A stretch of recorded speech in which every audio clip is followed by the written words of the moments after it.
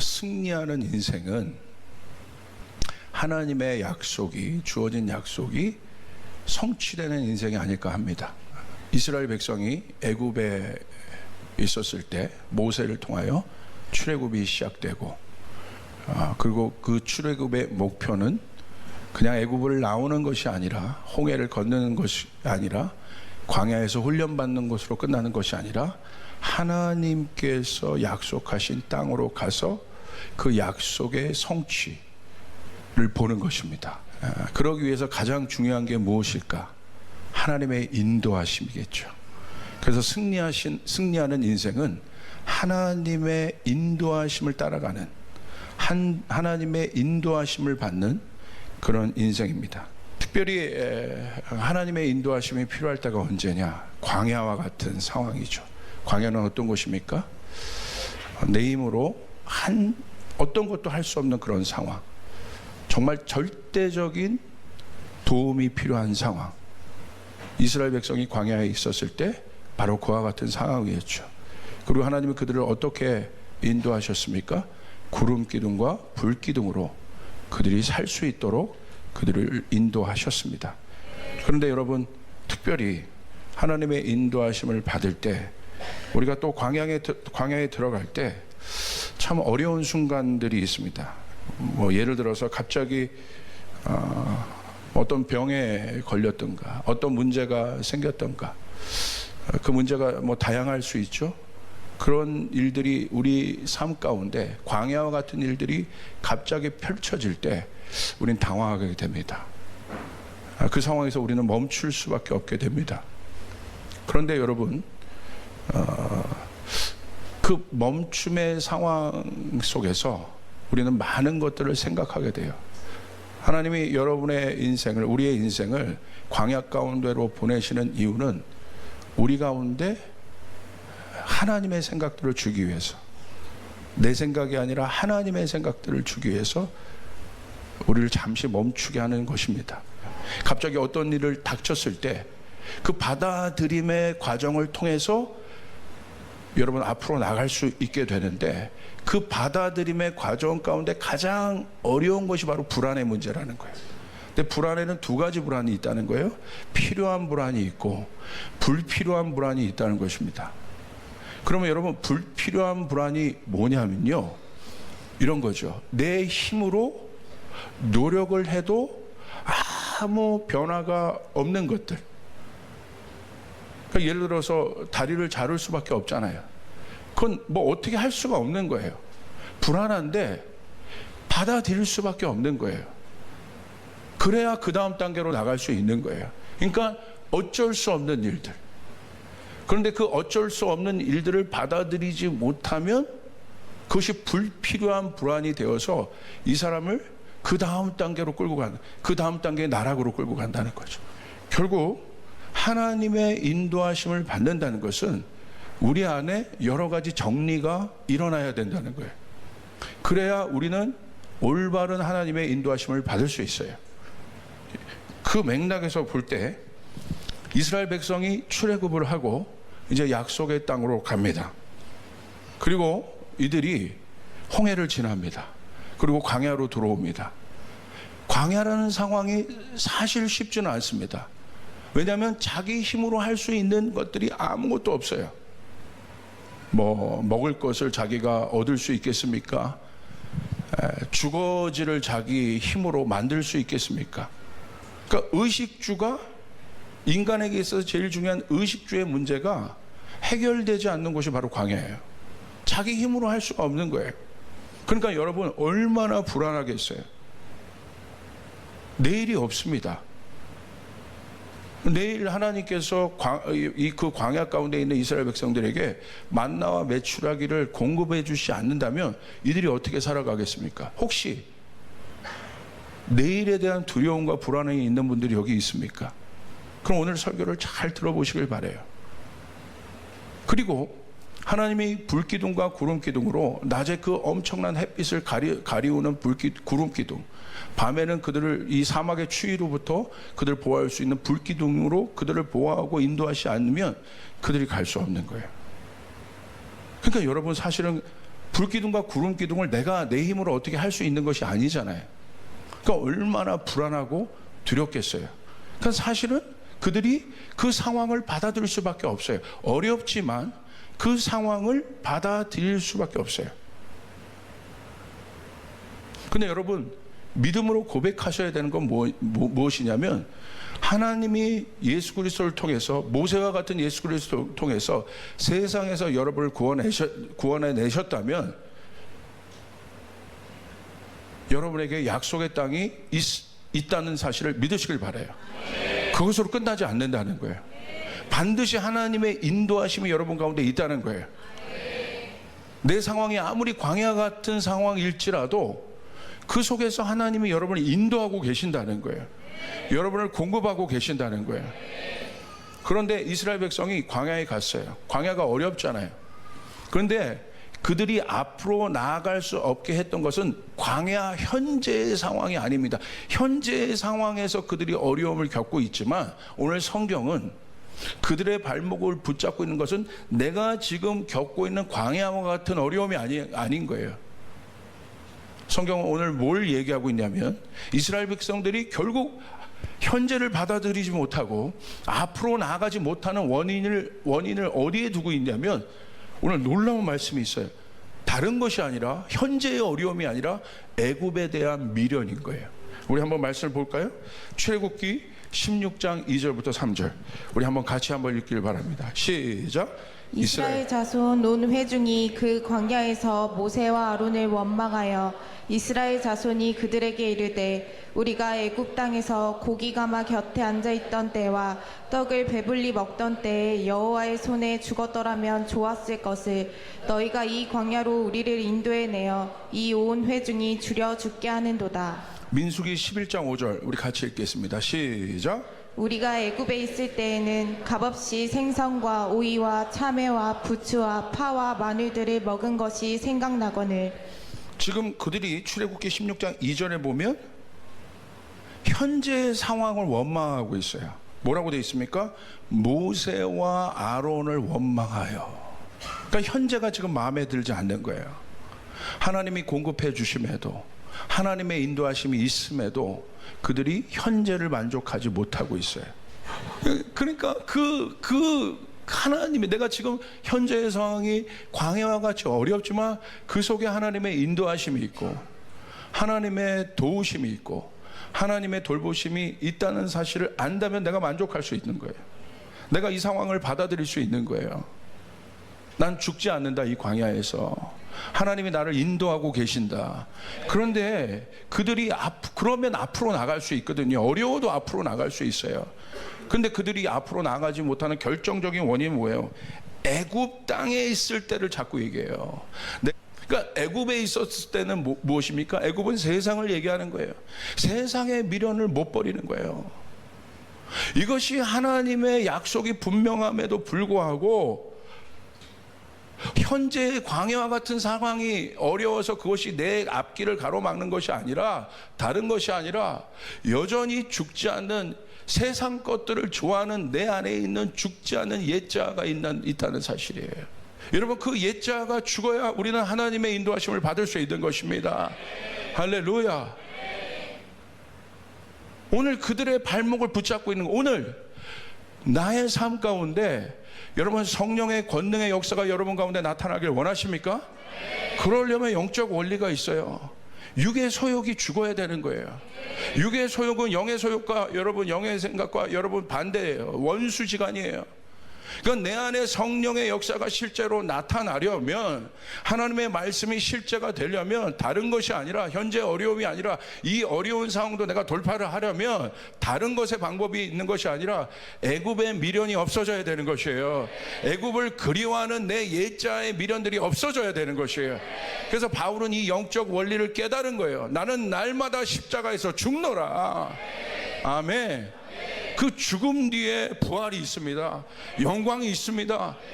그 옛자가 죽어야 여러분 우리가 새 피조물의 그 영광 안에 있을 수 있다는 것이에요. 아멘. 그러므로 이거는 영적 원리로도 분명하지만 정신과 닥터들이 얘기하는 것은 뭐냐면 받아들임을 가로막는 가장 큰 요소가 과거에 정리되지 않는 일들이라는 거예요. 불필요한 고민이라는 거예요. 그 불필요한 고민의 정의는 내 힘으로 어떻게 할 수 없다는 거예요. 어떻게 할 수 없었던 그 과거의 실패든 어려움이든 거기에 아니면 영광이든 거기에 머물러 있지 말라는 것입니다. 그러면 성경은 과거를 뭐라고 얘기하고 있는가? 우리 한번 보겠습니다. 성경적으로 성경은 과거를 뭐라고 하고 있는가? 고린도후서 5장 17절 우리 같이 한번 읽겠습니다. 시작. 그런즉 누구든지 그리스도 안에 있으면 새로운 피조물이라 이전 것은 지나갔으니 보라 새 것이 되었도다. 아멘. 그리스도 안에 있으면 새로운 피조물인데 new creature인데 여기 나오는 새로운 피조물은 완전히 다른 차원의 존재를 얘기하는 거예요. 이전 것은 지나갔다. 이것이 바로 새로운 피조물의 정의라는 거예요. 이전 것이 지나가야 새로운 피조물이 될 수 있습니다. 약속의 땅에 들어갈 수 있습니다. 여러분 잘 보세요. 아담과 하와가 선악과를 먹고 여러분 죄인이 되었습니다. 범죄했습니다. 그런데 하나님의 특단의 조치는 뭐였습니까? 그들이 범죄하자마자 결정하신 하나님의 특단의 조치는 그들을 에덴에서 추방하는 것이었어요. 에덴에서 왜 추방하셨을까요? 우리는 그 이유를 알고 있습니다. 생명나무를 보호하기 위해서. 그리고 그 생명나무를 어느 정도 보호했냐면 이 화영검을 든 천사들이 그 생명나무를 보호했습니다. 왜 그렇습니까? 죄인된 인간은 선악과를 먹자마자 바로 유기돼 버렸거든요. 그 순간 자신의 한계를 본 거예요. 내 미래 없구나. 이제 난 여기서 죽는구나. 그러면 죽음을 아는 인간이 뭘 선택하겠어요? 생명나무 바로 따먹는 거예요. 하나님 그거 아시는 거예요. 난 여기서 죽을 수밖에 없어. 그러니까 내가 살 길은 생명나무 내가 먹는 거야. 그런데 여러분 보십시오. 해결되지 않은 죽지 않은 옛자, 그 자아가, 그 생명나무는 영생의 나무입니다. 그 생명나무를 먹으면 어떻게 되겠습니까? 결정되지 않은 고통으로 영원히 가는 거예요. 하나님 그걸 아시는 거예요. 그래서 그걸 보호하신 거예요. 그래서 누가 생명나무를 우리 먹게 했습니까?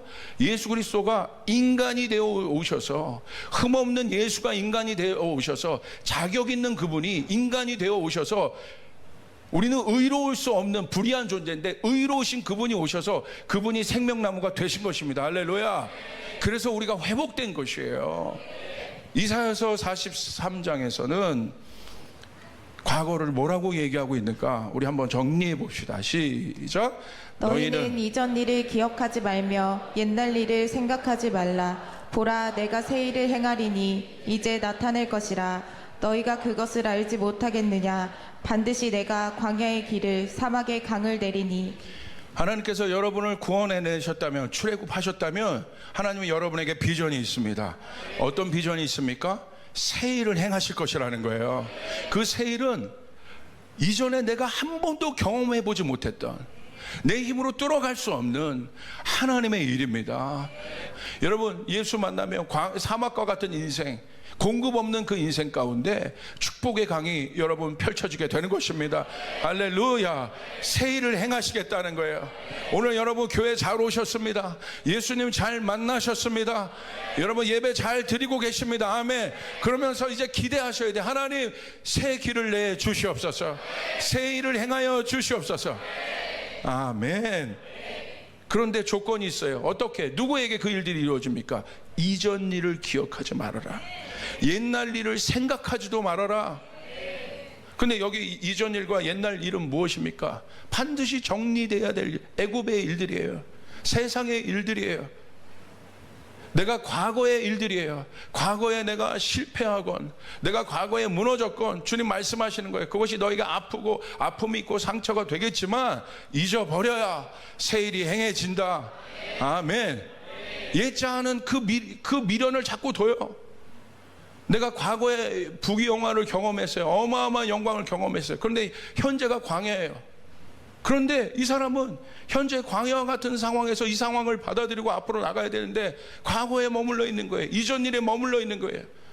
보라, 이전 일을 기억하지 말며 옛날 일을 생각하지 마라. 여러분, 우리 교회 옮기셔서 오신 분들이 있습니까? 과거에 여러분이 그 과거에 어떤 교회를 경험하셨던, 아니면 아픔을 경험했던, 여러분의 신앙이 어땠던, 잊으셔야 되는 것이에요. 그래야 조이풀 교회에서 새 일을 여러분 볼 수 있습니다. 아멘.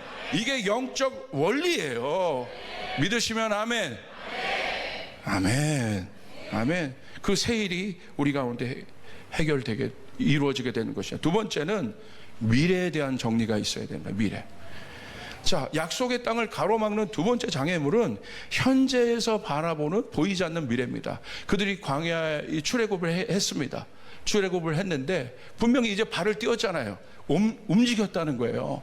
내가 예수 믿기로 결정했다는 것은, 예수 믿고 내가 교회 다니고 내가 이제 신앙생활을 해보겠다고 하고 내가 영적 기도를 했다는 건 발을 띈 겁니다. 자, 발을 띄었는데 발을 띄는 것으로 그치지 않아요. 뭐가 있습니까? 제가 그랬죠. 여러분, 하나님의 백성은 반드시 약속이 있습니다. 여러분의 기업이, 여러분의 일터가 믿음으로 발을 띄었다면 그 기업에 하나님의 약속이 있음을 믿으시길 바랍니다. 자, 이제 그들이 이제 떠났어요. 그런데 문제는 약속의 땅이 도대체 어디입니까? 보이지가 않는다는 거예요. 분명히 하나님의 약속을 내가 받았어요. 그런데 그 약속을 받은 처음 그 순간 보이지가 않는다는 거예요. 그 약속이. 바로 믿음의 발을, 첫 번째 발을 띈 그 순간에 홍해가 나타난다는 사실을 영적으로 우리가 알아야 돼요. 믿음의 발을 띄자마자 갑자기 약속의 땅이 팍 펼쳐지는 게 아니란 말이에요. 내가 하나님의 비전을 받자마자 약속의 땅이 갑자기 펼쳐지는 것이 아니란 말이에요.